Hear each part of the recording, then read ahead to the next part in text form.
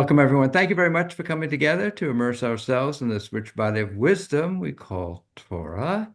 Uh, we are going to read through the English translation of our weekly Torah portion. I'll share with you a focus study about it, and we'll have our collective collaborative conversation about it.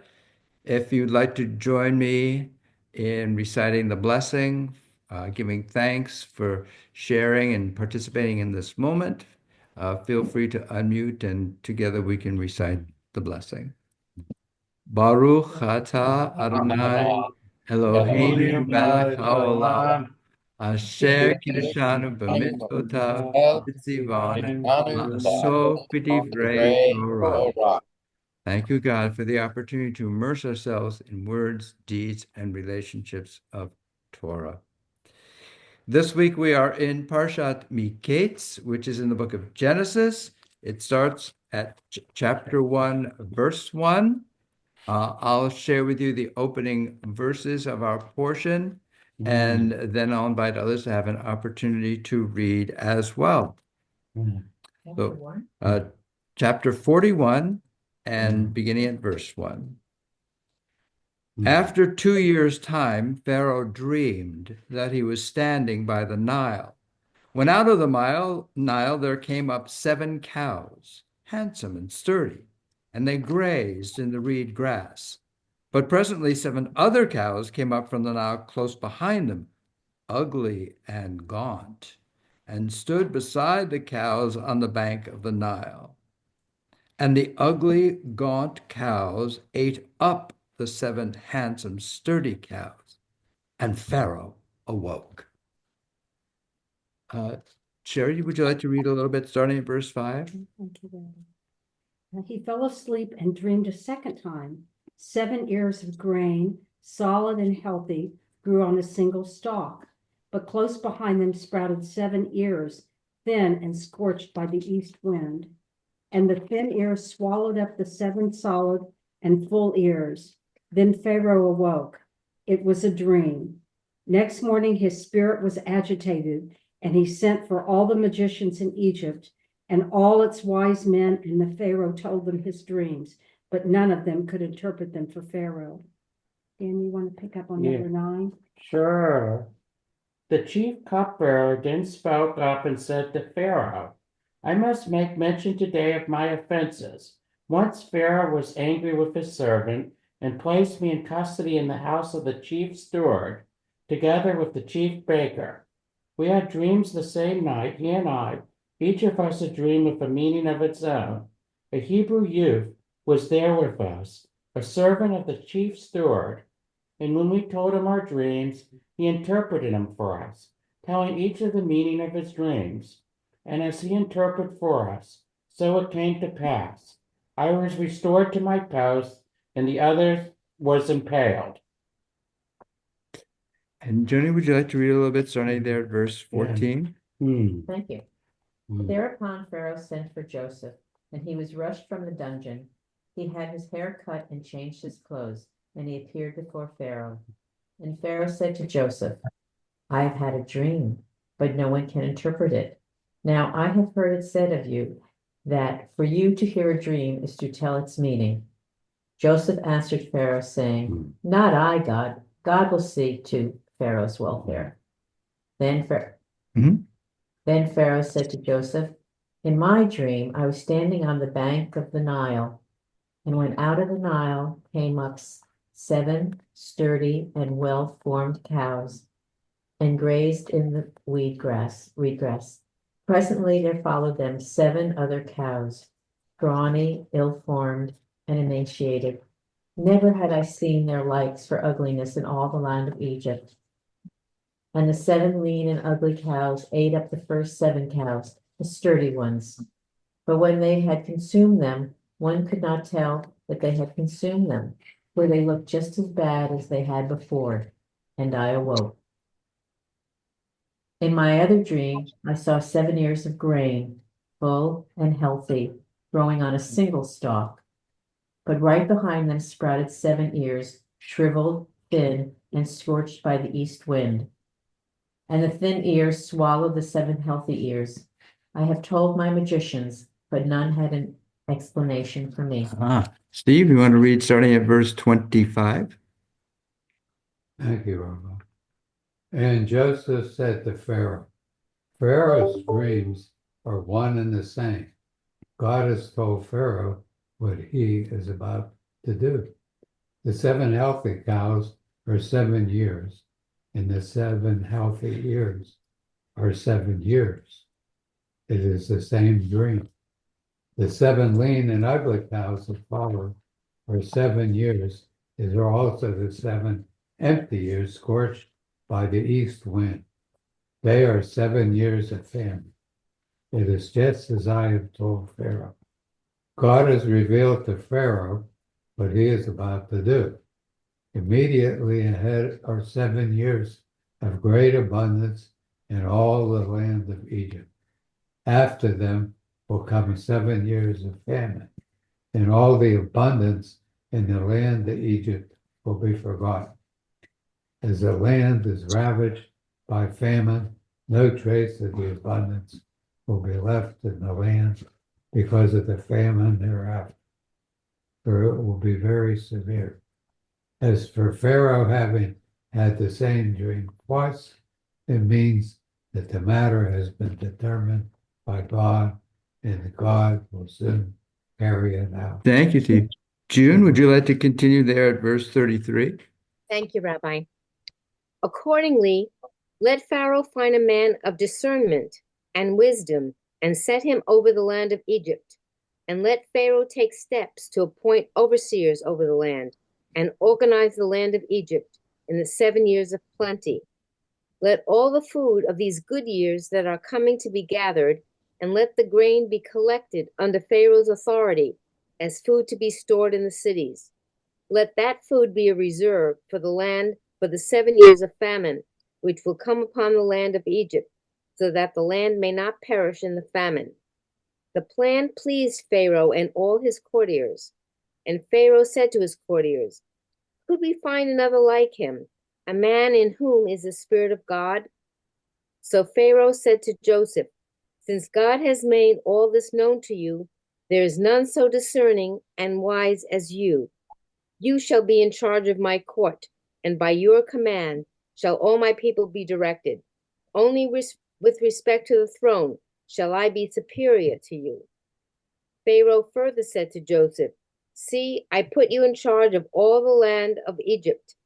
And removing his signet ring from his hand, Pharaoh put it on Joseph's hand, and he had him dressed in robes of fine linen, and put a gold chain about his neck.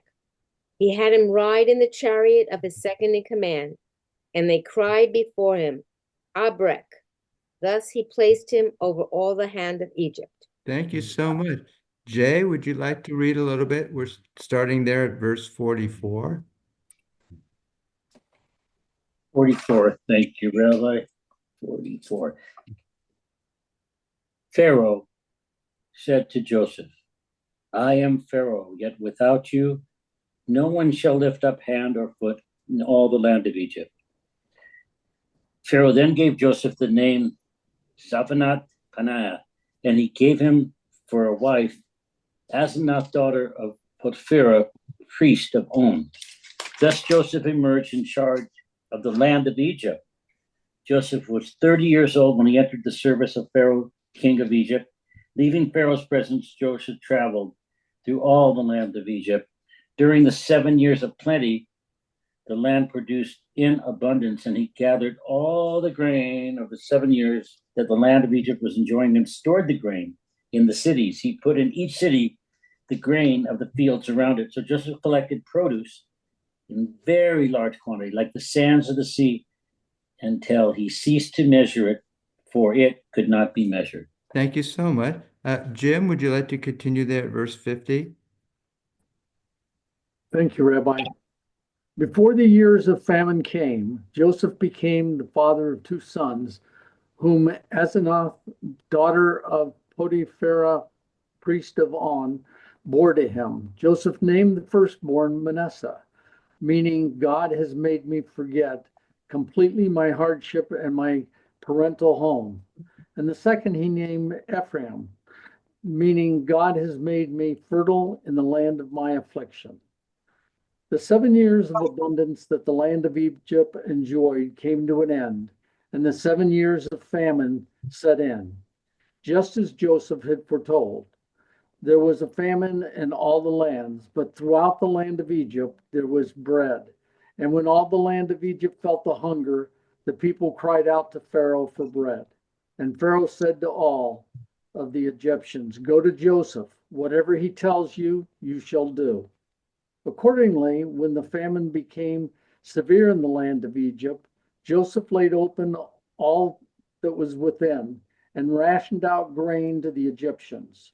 The famine, however, spread over the whole world. So all the world came to Joseph in Egypt to procure rations, for the famine and had become severe throughout the world. Thank you, Jim. Robert, would you like to continue at the very start of chapter 42? Yes, thank you. Now, when Joseph saw that there was corn in Egypt, Jacob said, Now when Jacob saw that there was corn in Egypt, Jacob said unto his sons, Why do you look one upon another? And he said, Behold, I have heard that there is corn in Egypt. Get you down thither, and buy for us from thence, that we may live and not die. And Joseph's 10 brethren went down to buy corn in Egypt. But Benjamin, Joseph's brother, Jacob sent not with his brethren, for he said, Lest peradventure mischief befall him. And the sons of Israel came to buy corn among those that came, for the famine was in the land of Canaan. And Joseph saw the governor over the land, and Joseph was the governor over the land, and he it was that sold to all the people of the land. And Joseph's brethren came and bowed down themselves before him with their faces to the earth. And Joseph saw his brethren, and he knew them, but made himself strange unto them, and spake roughly unto them. And he said unto them, Whence come ye? And they said, From the land of Canaan to buy food. And Joseph knew his brethren, but they knew him not. And Joseph remembered the dreams which he dreamed of them, and said unto them, Ye are spies, to see the nakedness of the land ye are come. And they said unto him, Nay, my lord, but to buy food are thy servants come. We are all one man's sons, we are true men, thy servants are not spies. And he said unto them, Nay, but to see the nakedness of the land ye are come. And they said, Thy servants are 12 brethren, the sons of one man in the land of Canaan. And behold, the youngest is this day with our father, and one is not. And Joseph said unto them,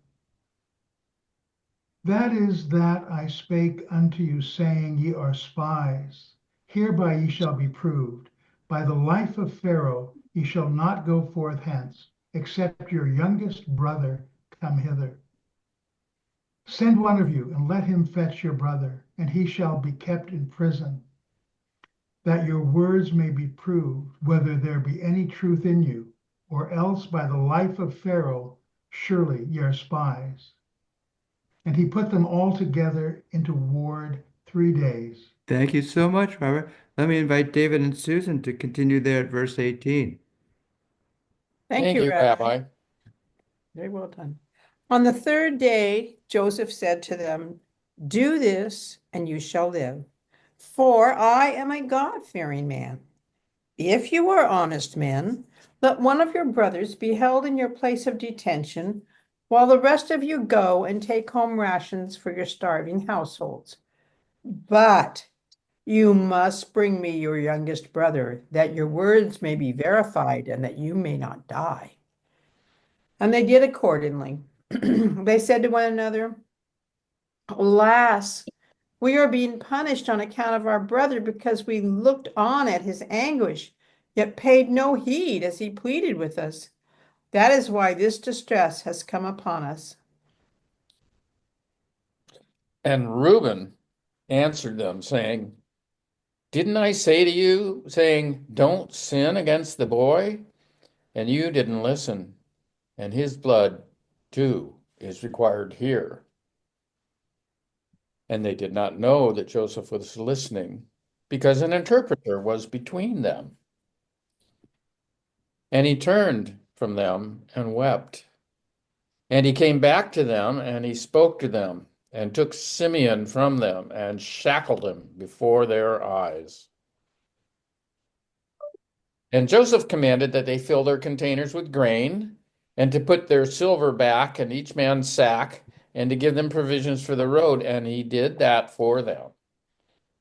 And he loaded their grain on their asses, and they loaded their grain on their asses, and they went from there. And one opened his sack to give fodder to his ass at a lodging place, and he saw his silver, and here it was in the mouth of the bag. And he said to his brothers, my silver's been put back, and here it is in my bag. And their heart went out, and the brothers trembled to one another, saying, what is this that God has done to us? Thank you so much, both of you. Let me invite Dave Lieb, if you continue there at verse 29. When they came to their father Jacob in the land of Canaan, they told him all that had befallen them, saying, the man who is Lord of the land spoke harshly to us and accused us of spying on the land. We said to him, we are being honest, and we have never been spies. There were 12 of us brothers, sons by the same father, but one is no more, and the youngest is now with our father in the land of Canaan. But the man who is Lord of the land said to us, by this I shall know that you are being honest. Leave one of your brothers with us and take something for your starving households and be off. And bring your youngest brother to me, that I may know that you are not spies and that you are honest. Then I will restore your brother to you, and you shall be free to move about the land.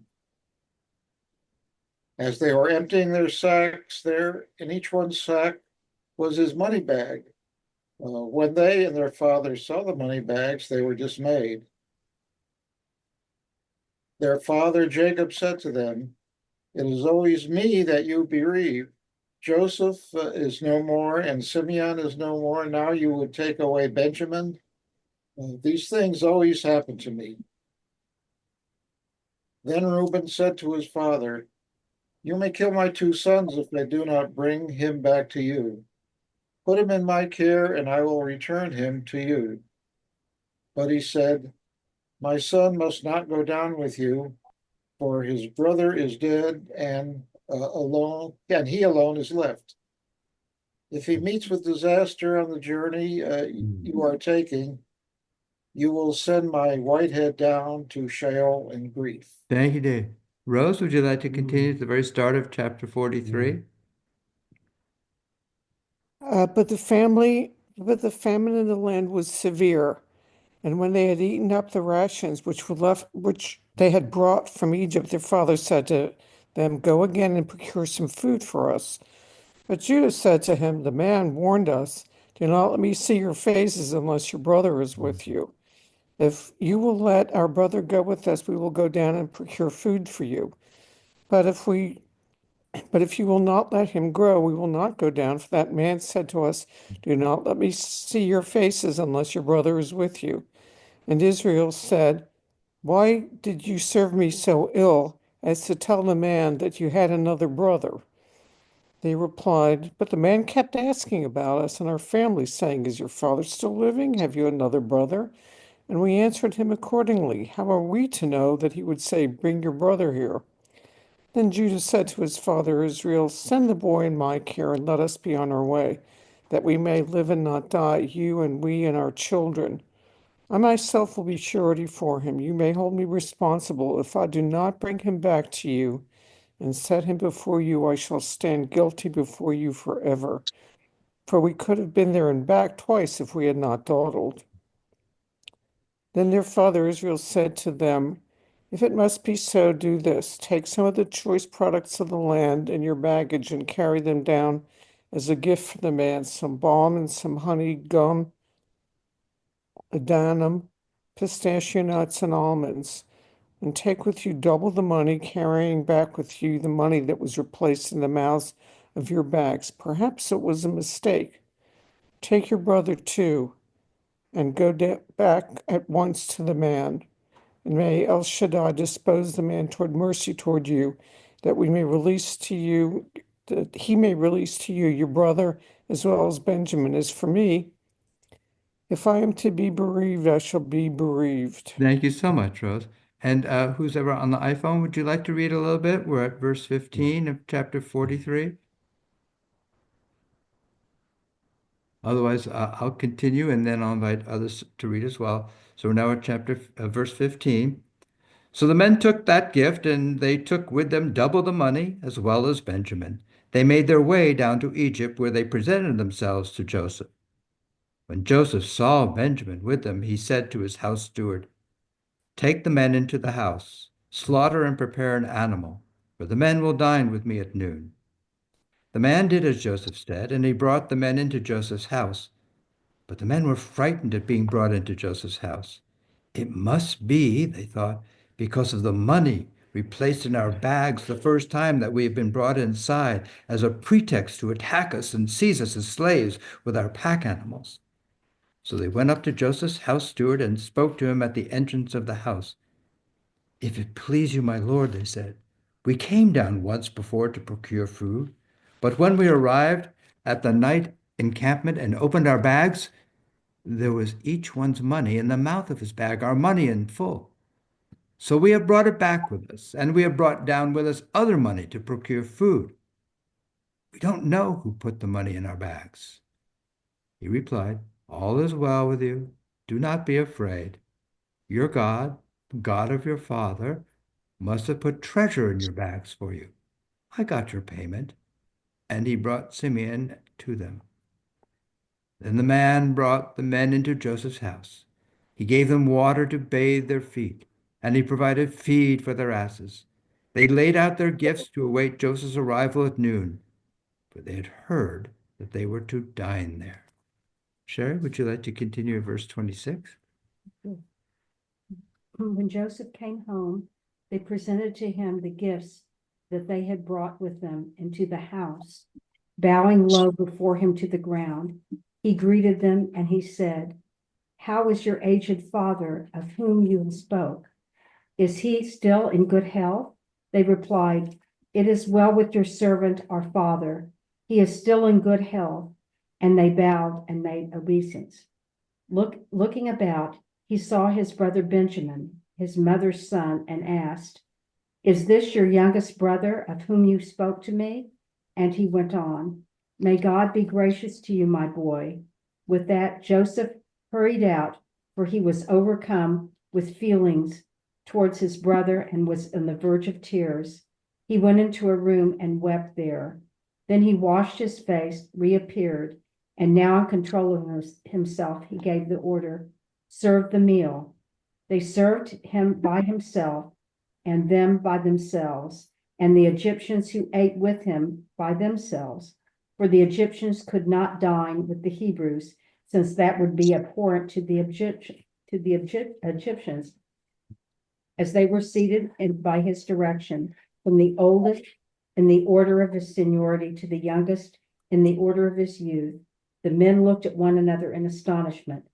Portions were served them from his table, but Benjamin's portion was several times that of anyone else, and they drank their fill with him. Thank you. Dan, you want to read at the very start of chapter Sure. 44? Then he instructed his house stewards as follows: fill the men's bags with food, as much as they carry, and put each one's money in the mouth of his bag. Put my silver goblet in the mouth of the bag of the youngest one, together with his money for the rations. And he did as Joseph told them. Do you want me to read the next one? Please. With the first light of morning, the men were sent off with their pack animals. They had just left the city and had not gone far when Joseph said to his steward, "Up, go after the men And when you overtake them, say to them, why did you repay good with evil? It is the very one from which my master drinks and which he uses for divination. It was a wicked thing for you to do. Let me know when you're waiting for Oh, someone. read another one, Dan. It's very Yeah. He overtook them and spoke those words to them. And they said to him, why does my Lord say such things?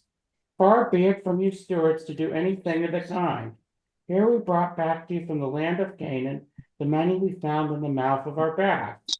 How then could we have stolen any silver or gold from your master's house? Whichever of your servants it is found with shall die. The rest of us, moreover, shall become slaves to my Lord.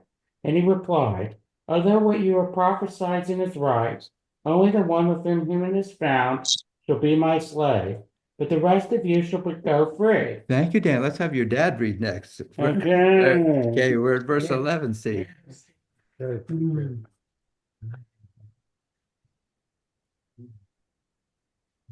So each one hastened to lower his bag to the ground, and each one opened his bag. He searched, beginning with the oldest and ending with the youngest. And the goblet turned up in Benjamin's bag. At this, they rent their clothes. Each reloaded his pack animal, and they returned to the city. See, I'm going to invite Johnny if she'd like to finish up with our few verses here, starting at verse 14. Thanks. When Judah and his brothers re-entered the house of Joseph, who was still there, they threw themselves onto the ground before him. Joseph said to them, what is this deed that you have done? Do you not know that a man like me practices divination? Judah replied, what can we say to my lord? How can we plead? How can we prove our innocence? God has uncovered the crime of your servants. Here we are, then, slaves of my lord, the rest of us as much as he in whose possession the goblet was found. But he replied, far be it from me to act thus. Only he who has possession, only he who in whose possession the goblet was found shall be my slave. The rest of you go back in peace to your father. Oh my, thank you so much. Thank you, everyone. Very dramatic story that we have in our Torah portion. I'd like to share with you a bit of focus study about it, and then we'll have our collective conversation about it. If you have a copy of the study sheet, I invite you to take it out at this point.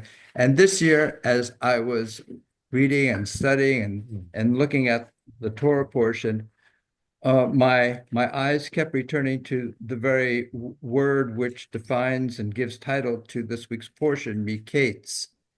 And Miketz, at least in my translation, is translated as after 2 years. But it's fascinating to look at the actual etymology of that word. And so miketz comes from the Hebrew verb katzat, which means to cut off or to cut in two or to cut into pieces. And so one can understand how from that verb one gets a noun, kates, which means the end of something. But the image that kept returning to me was this notion of something being severed, something being broken, something being shattered, something being torn apart. And it's a theme and an image that I kept seeing over and over again, not only in this Torah portion, but in really the whole story of Joseph and his brothers and the family that we've been following.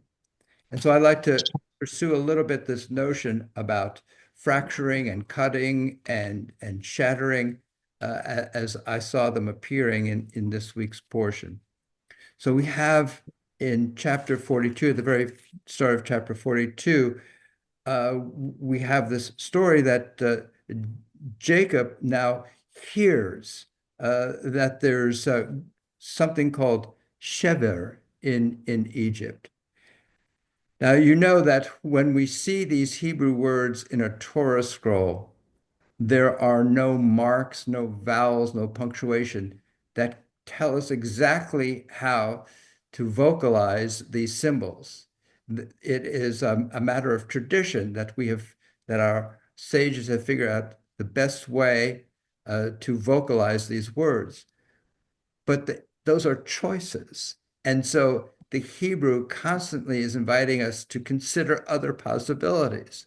And so that is what is happening here with this notion about this word that we articulate now as shever, to mean possibly something else. Why is that?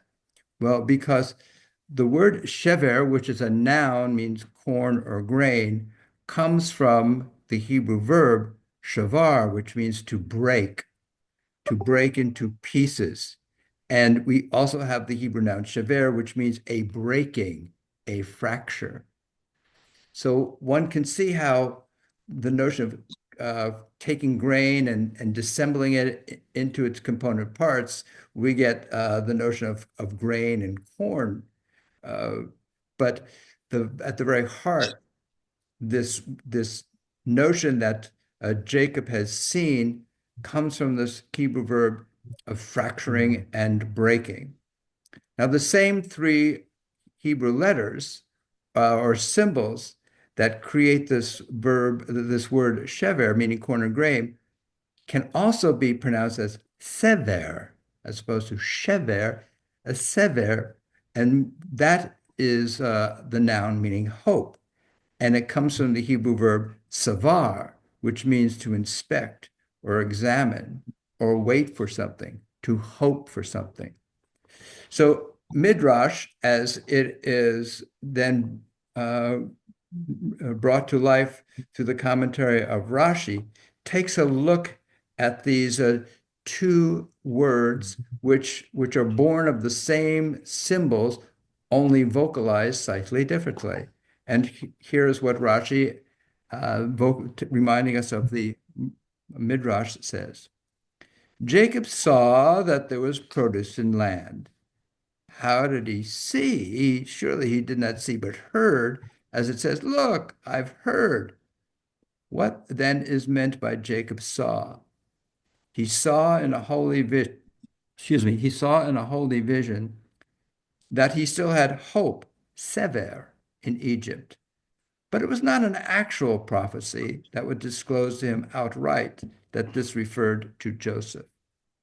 So here the Midrash is taking those symbols, and instead of saying that what Jacob understood or saw was corn being present in Egypt, what he saw was this sense of hope. So this notion about the ambiguity of there is what we're going to explore a little bit. And also what the Midrash is saying is that Jacob saw something, but it wasn't a complete vision that told him everything that was going on. And so his sending his sons down may have been as much a practical move to get grain, corn, but it may have been a way for him to have his sons probe further this vision that he was having, that there was also hope down in Egypt. And what was the nature of that hope?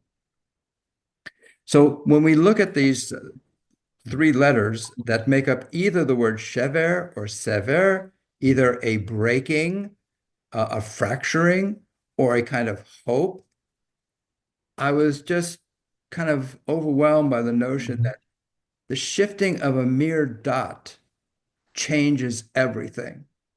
The shifting of a mere dot changes things from being fracture to being hope.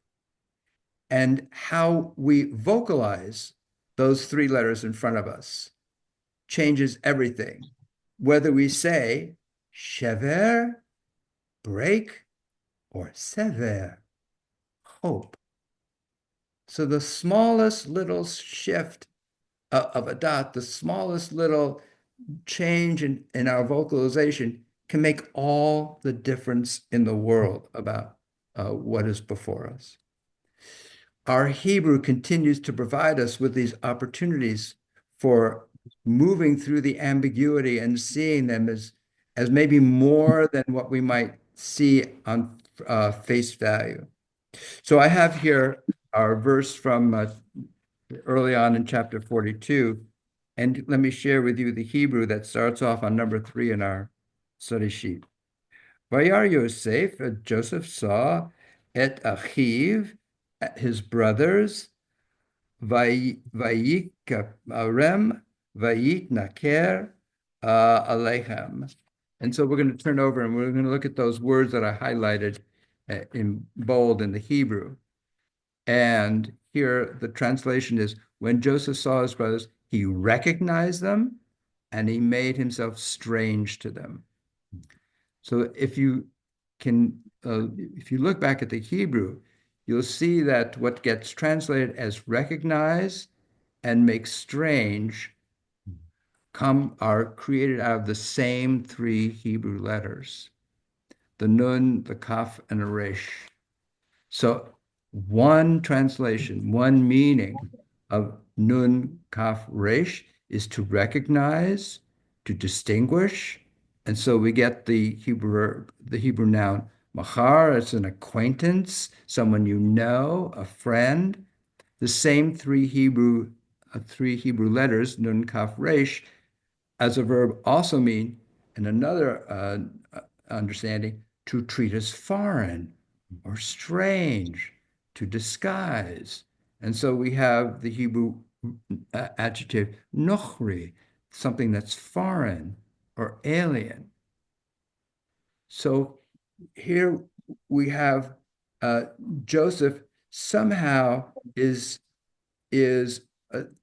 associating, or at least Torah is associating there's some relationship between estrangement, separating oneself, and also making a new connection.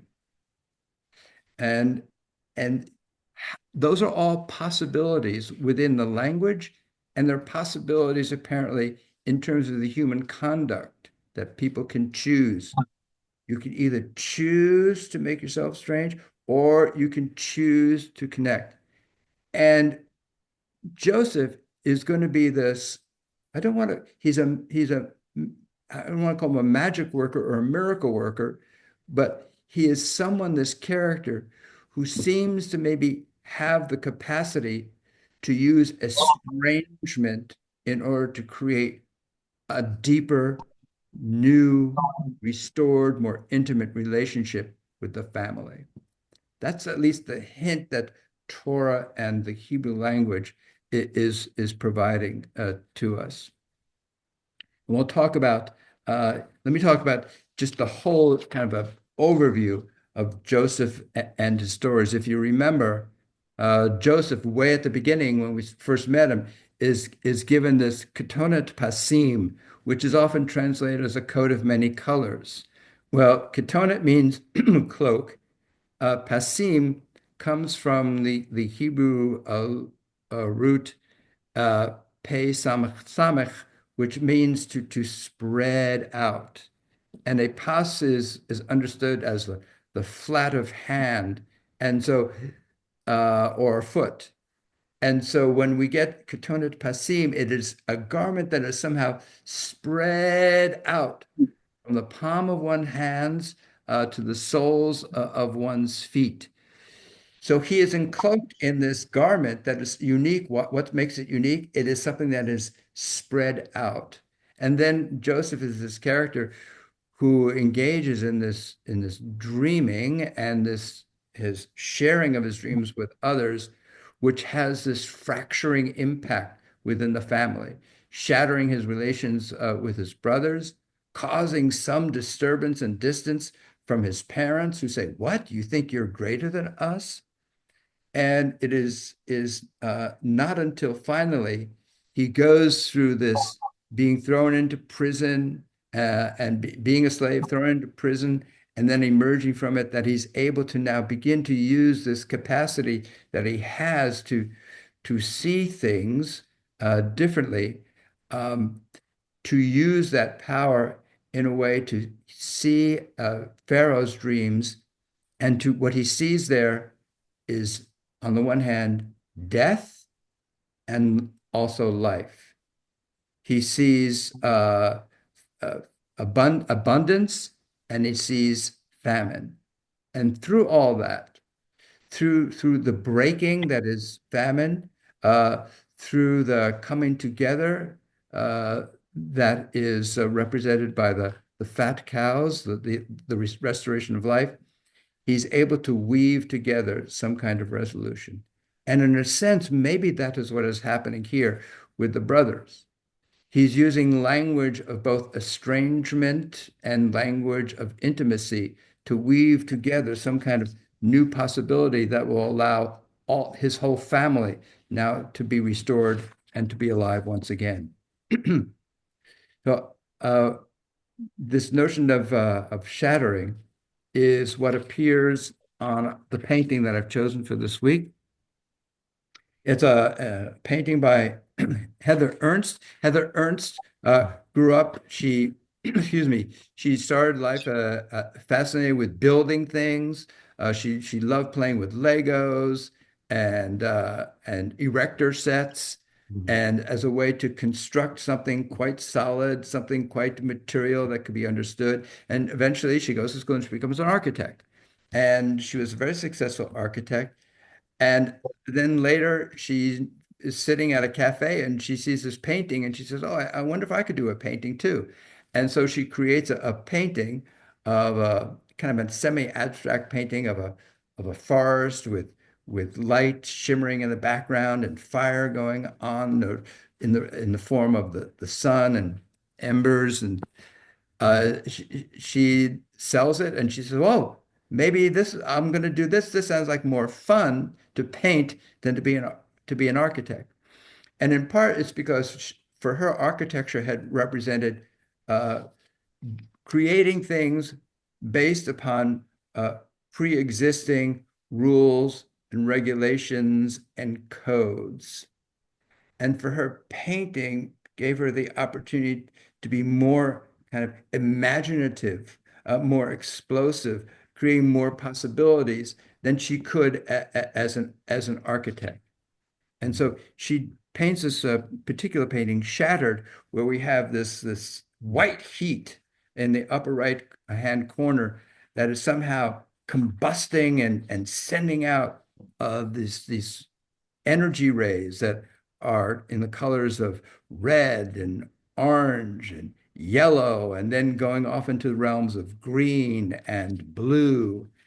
And here is what she says about this painting on number 5. She associates it with kind of the synapses, that sparking that goes on between neurons that allow us to share, our brains to share information back and forth.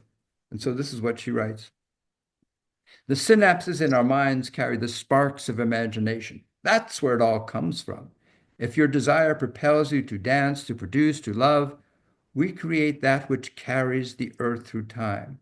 The sparks that appear to scatter and shatter from a sparkler are as much like the spirit each one of us has, as is the force of the sun's heat sustaining the world. My imagination is way more vivid than the world I live in, and that's what sets my mind on fire. When I read her kind of little commentary on her painting and looked at it more deeply, I thought about the Kabbalistic sacred mythology about Shevirat Hakilim.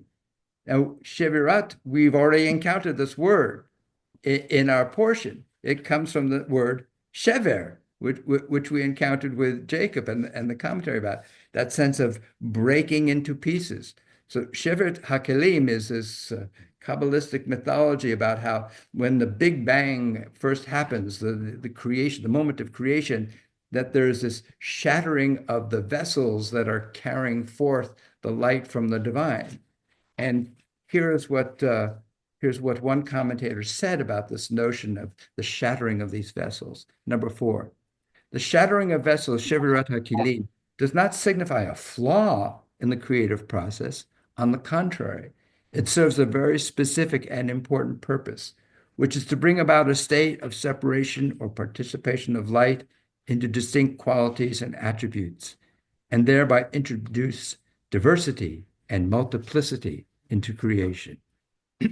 So this notion about shattering and breaking we encounter that at the Jewish wedding, right? When the groom smashes the glass into many different components.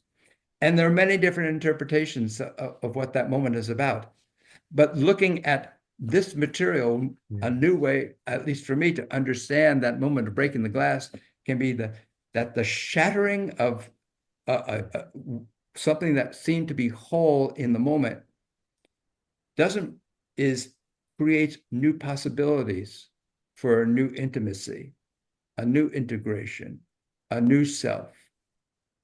But it requires kind of attention and skillfulness on the parts of us as the creators of handling this breaking and sharing. And that seems to be, is Joseph going to be that one who can weave together the brokenness? He's intentionally breaking things by estranging himself. Is he going to be skillful enough to weave together a new and higher degree of intimacy within the family? We'll see what happens in our next week's portion. But for now, I'm just taken with this notion of shattering as being a possibility for the creation of higher and more beneficial unity. So with that, love to know what you saw, what you experienced as we read through our portion. If you raise your hand, I'd love to call upon you. Sharon. Okay, I just had a thought, about separation and families this time of year.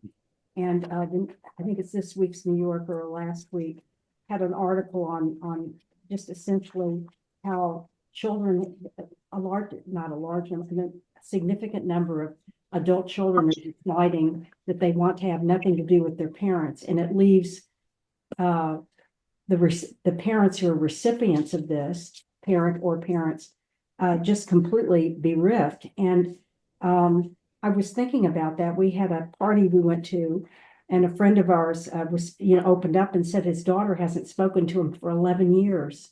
And part of it is because his wife has done nothing but, say nasty things behind his back. And so he's trying to win his daughter's love back. And, and she's just not interested. And I was thinking about this whole thing about family estrangement and this time of year. And, and also my own family different stories I could tell you. And this time of year, it's your theme was it's the most wonderful time of the year, depending on your life, and for a lot of people that we know, it's a very tragic time of year because it brings home, fissures in the family that are just are not mending. So that was my thought that I had as I was reading this. Wow. Thank you for bringing that level to that level of family and human interaction. I'd love to come back to that in a moment. I want to hear from some other people. I see that Rose and then Robert have their hands up. So Rose, please. Oh, thank you, Rabbi. A couple of things. I think, when we're saying Miketz, I always think about it more that it's, it's cutting. And really, we're kind of cutting the chain that we're bringing to an end the era of Yaakov. And now it's going to be the ascendancy of Yosef. We're cutting the time, at least for the time being, of Bnei Yisrael in Canaan, and we're moving into this new era. So, it's like we're getting ready to make a transition. But I find Yosef very interesting. First of all, he's the most self-assured person I've ever seen. He doesn't miss a beat. He goes into Pharaoh. Pharaoh tells him the dream. He says, this is what it means. This is what you got to do. Boom. He doesn't miss a beat. That's interesting. But when he talks about naming his son Menashe, he says that basically he's forgetting about not only what he suffered, but he's forgetting about his family. You would think that he would have, especially when he knew that this famine was coming, and he knew that it was going to extend basically all over the Mediterranean, the Eastern Mediterranean, that he didn't think about his family, about contacting them and saying, hey, I'm Joseph, I'm alive, this is what you got to do. I mean, he plays this cat and mouse game with them. And it's kind of interesting. I mean, first of all, the brothers are due for that, but also Yaakov is, because I mean, just as he gets flim-flam with Leah and Laban, this was a flim-flam against him as well, that Joseph concealed this. Joseph conceals his identity just as Yaakov did with his father. So it's like stuff is coming home to roost. But, you're getting the sense that a quantum leap is happening in the story. It's a big jump. You just first of all, everything there is really fascinating, and then you use the word quantum, and I'm sorry, but my mind immediately went to all these articles I've been reading lately about recent experiments in quantum physics, where scientists have said they've been able to to experience negative time. Where they've had these experiments where essentially light is going out before it goes in. So they've been able to experience time reversed, if you will. So I don't know, just something that you said there about, so when you use the word quantum, it's like, for me, it indicates that there are universes out there that we don't normally experience. And there are all these possibilities and all these multiple layers and things even working in the complete opposite that we normally think of. So this is complex material, and you've pointed out a lot of that complexity. Thank you. Let me invite Robert, then I'll call on Daniel here. Thank you so much, and thank you for a lovely evening and your comments about shattering. Actually, to reverse time would not surprise me, because I understand it to be a human construct, just because of our senses and so forth. But what I really want to say is, I loved your comments about shattering. Shattering is one of these words that is so pregnant, and it calls to mind the word calamity. And in the Baha'i writings, we have, I'll just share part of it, where Baha'u'llah says, O son of man, my calamity is my providence. Outwardly, it is fire and vengeance, but inwardly, it is light and mercy. Hasten thereunto. Now, if we apply that to Joseph, when he was thrown in the pit, there's the shattering. That's the calamity. Outwardly, fire and vengeance, if you will, right? Or injustice, however you want to look at it. But yet, what we see on the other side, again, I'm going to use the Baha'i writings because it's very clear to me. My calamity is my providence. We see the providence in Joseph's life and how he was redeemed, obviously through the grace of God and his openness to that. So I thought that was very interesting. And then there's an analog in nature. So the sun shattered, and it threw out planets, threw out rocks. Some of us became planets, some, other stuff. But without that shattering, if you will, that throwing out from the sun, we wouldn't have planets. If we didn't have planets, Jay and I wouldn't be drinking tea. Or whatever we're drinking, Jay, whatever we're drinking, right? So I thought that was interesting. The notes I made, because I always like to make notes when we're together, to me, this is one of the great, all-time great stories of forgiveness. And yet, with wisdom and love, redemption, but cause and effect. He made his brothers suffer. Not too much, but suffer enough so it would be a learning experience. And he tested them to see if they would be truthful. And so we have to look at that and say, my goodness, they were truthful. And then that brought to mind that we're all tested and sifted. And how we respond, I think this week's Torah session is a wonderful example of that. Because we not only saw Joseph, we saw his brothers faithfully doing, and they were willing to take. In fact, they did give back the money. And so there was honesty and so forth throughout that. And then the very last comment, this particular picture, this portrait, I think is easier to relate to if you look at it from the backside and imagine yourself moving with it. Then, to my mind, it really has a whole different level of depth because it's an explosion out. And to try and see that explosion out from here doesn't have the same. It's like watching somebody in a roller coaster being on the roller coaster. Remember, I was raised in Lakewood, California. I went to the Pike way back when it was just sailors and high school kids like me, and cruising around on Friday and Saturday night.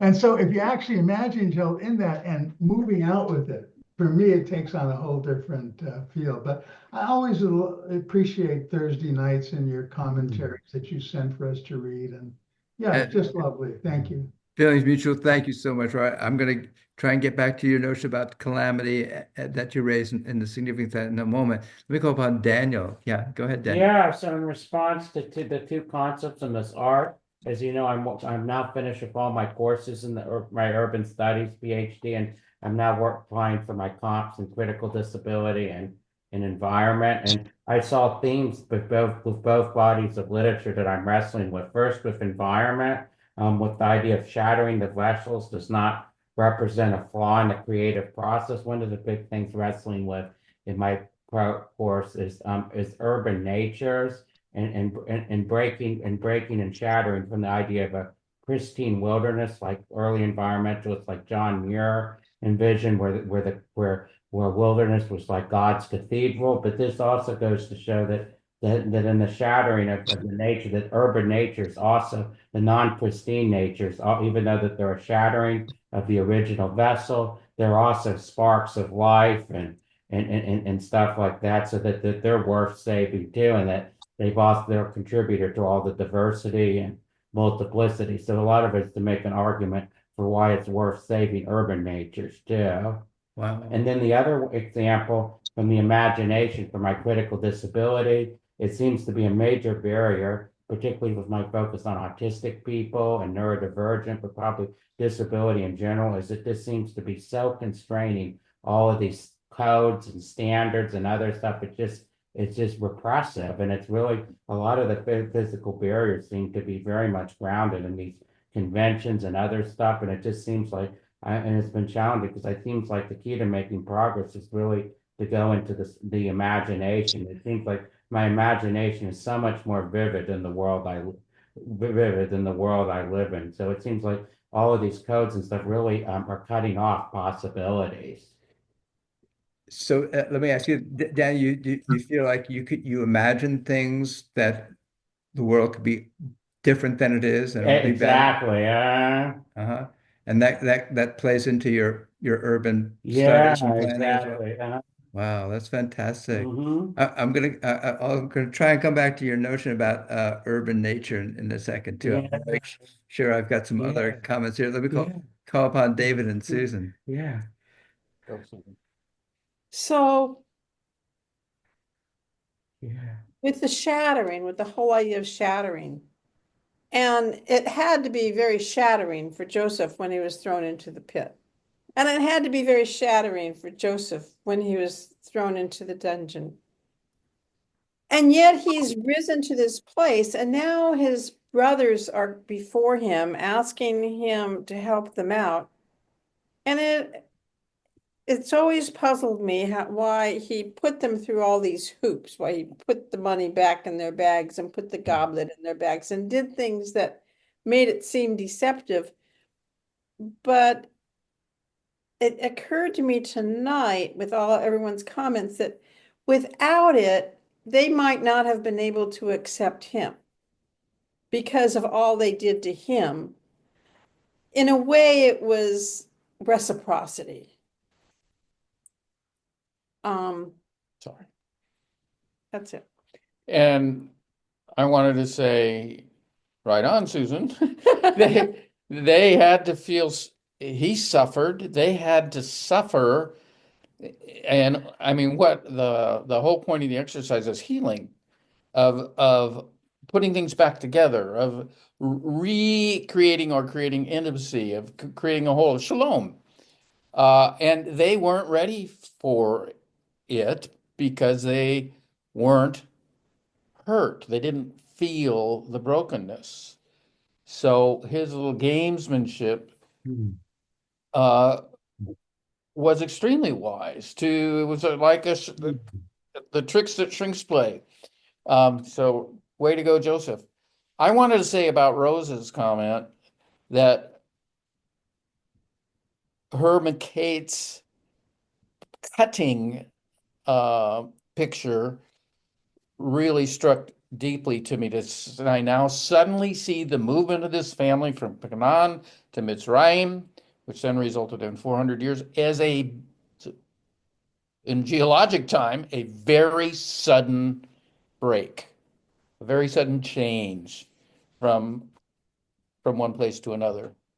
So, and that combined with your comment about how he was playing games, led to my reaction to what Susan had to say. His big deception, in quotes, deception, is a big piece of the game was the fact is he was gone for many, many years from his family and did not tell them that he had succeeded, did not tell them that he had resources that could help fix their problems and issues. I guess you could look at it as if he was waiting for things to ripen to the point where they came to him, but his silence, which was maybe completely caused by the situation, but he's the most powerful man in the world. In a sense, he had to have had the resources to send to Canaan. Egypt at that time, if I recall my history correctly, had a huge amount of influence and presence in Canaan, and he didn't take advantage of it. So I'm done. As my friend Mark Beiser would say, I yield the floor. So what a rich conversation this has all been. I mean, we've covered so much having to do with the notion of calamity and the extent to which sometimes, as you're all indicating, sometimes a calamity happens to us, and sometimes it is intentionally induced in order to create some kind of new growth. And the notion about what's happening with the families, distancing of families, and as Daniel was pointing out, the disappearance of pristine nature within the urban environment.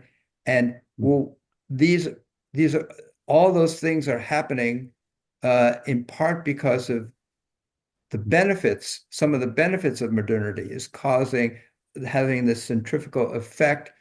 And the question is, can we just go back to the way things were, or can we use this moment of stress within the environment, stress within the family, to find even yet a higher kind of reconnection and higher new possibilities? So I just want to end this really rich conversation with just referring back to Hanukkah. So we know that Hanukkah has several explanations about why it lasts for 8 days. And the earliest recording of what the events of Hanukkah basically say, it was celebrated for 8 days because during time of war, the people in the land of Israel weren't able to celebrate the 8-day holiday of Sukkot. And so this moment of rededicating the temple is like, well, we're going to celebrate for 8 days because we couldn't celebrate Sukkot while we were fighting out in the caves and the fields. And that was written shortly after the events occurred. And then a little bit later, there's no mention about Sukkot. There's no mention about why it's being celebrated for 8 days. It's just declared this this rededication and recapture of the altar in the temple from the Assyrians is going to be a celebration in the last 8 days. And then it's not until 600 years later, after all these events take place, that we have the rabbis, the writers of the Talmud say, hey, when they're having a discussion about lighting of candles on Shabbat, someone says, hey, candles, that makes me think of this holiday called Hanukkah. Why do we celebrate for 8 days? Why do we light candles for 8 days? And that's when we meet for the first time the story about, oh, that's because when they recaptured the temple, they went in to relight the menorah, and it was only enough oil that was going to last 1 day. But whoa, miracle, miracles, God made it last for 8 days. So that's why we celebrate for 8 days. The rabbis, when they tell that, they've got to know that they're breaking a tradition that had gone on for decades, hundreds of years, a tradition that celebrated the heroic battles of the Maccabees, and that emphasized their military victories, and that it was a reinstitution of celebrating Sukkot. But instead, they shatter that connection with the past, and they come up with this sacred story about a miracle of oil lasting for 8 days. And why do they do that? I think they do that because at the time that they're talking about all this, the Jewish people are living in exile. They're living dispossessed from the land of Israel. They're living without any armies. They're living without any political power. They're living at the sufferance of others. And they don't want this story to get repeated about the brave Maccabees who picked up spears against their enemies. And the rabbinic message seems to be, let's not talk about that. Let's talk about an enduring faith, and let's wait. Let's cohere together through this complex web of rules about daily life that we are creating, that will allow us to remain united though we are dispersed, that will enable us to someday be able to return, reunite, and restore ourselves in wholeness. And so to me, it is a radical severing that they do in order to create something that they thought would create a greater whole. And so that the story here, in both in the lessons from the rabbis and what I see happening here in the Torah, reminds us that's up to us what we do with these moments of crisis and shattering, whether we allow them to shatter us ourselves and thereby become gaunt and die, or whether, like Joseph is able to do, is able to weave together this and use this moment of crisis as he emerges from the prison cell, and instead of being embittered, he becomes ennobled. And so ultimately, these moments and what we do with them are both inevitable, and what we make of them are up to us.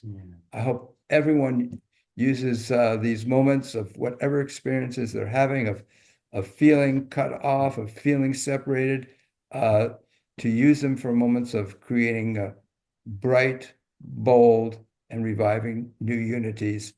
The possibilities, as Daniel has pointed out for us, are endless, and they're within our hands. God bless you all. Happy Hanukkah, Hag Orim Sameach. Celebrate the Festival of Lights in whatever way you choose. The light within and the light without, they'll merge. God bless you all. Be well. See you next time. Hanukkah, y'all. Thank you. Thank you. God bless. Happy Hanukkah, guys.